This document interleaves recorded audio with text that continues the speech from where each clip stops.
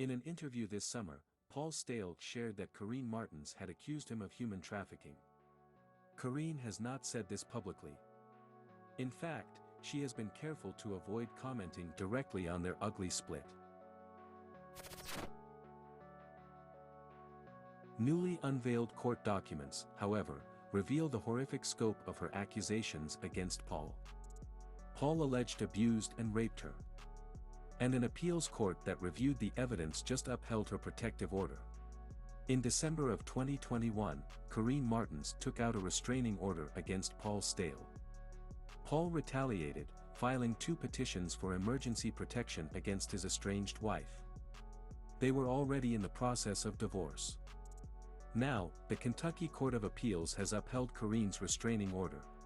The decision is now public, enabling Sarcasm to get a hold of the documents.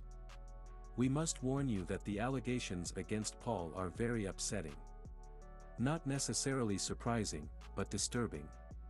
In the court filing, Karine accused Paul of forcing her to have sexual intercourse without her consent multiple times.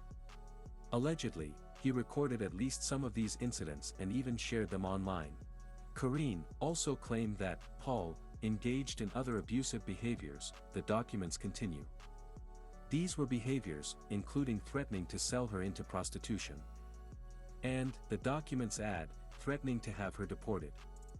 We recall just a couple of years ago, when Karine and a friend reported to police that Paul had locked away her documentation, including her green card. As you can imagine, 90-day fiancé of course comes up in the case. According to the record, Karine came to America to take part in the 90-day fiancé television show, the court filing reads. The documents continue, or one of its spin-offs, on which both parties appeared. In January, at the hearing for the initial petition for a protective order, Karine shared more with the court. She accused Paul of penetrating her with a plastic object.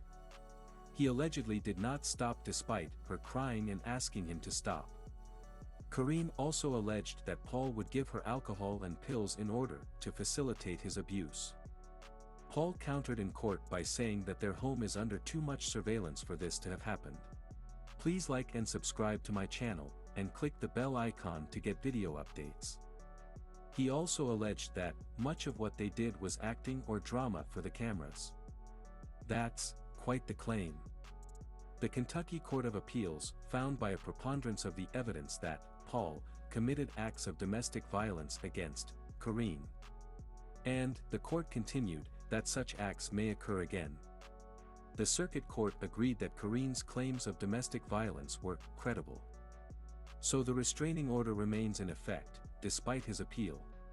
Paul remains legally enjoined from contacting Karine for 3 years. Additionally, Paul is not permitted to own a firearm. This is a standard precaution against de-escalation. Some 90-Day Fiancé fans have questions, particularly concerning the leaked videos from last year. One of Paul's infamous security recordings appeared to show Karine abusing Paul, pulling his hair, in their home. Some believe that she was the abuser. Others wonder if she was defending herself.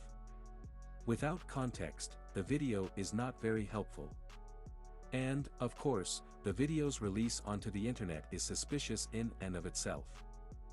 But we must also take into account that Karine is not the first woman to have accused Paul of being a danger. She is also not the first woman to flee from Paul.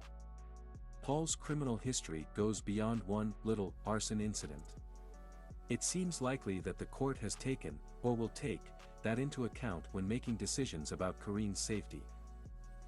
The revelations from the appeals court decision really put other things into perspective.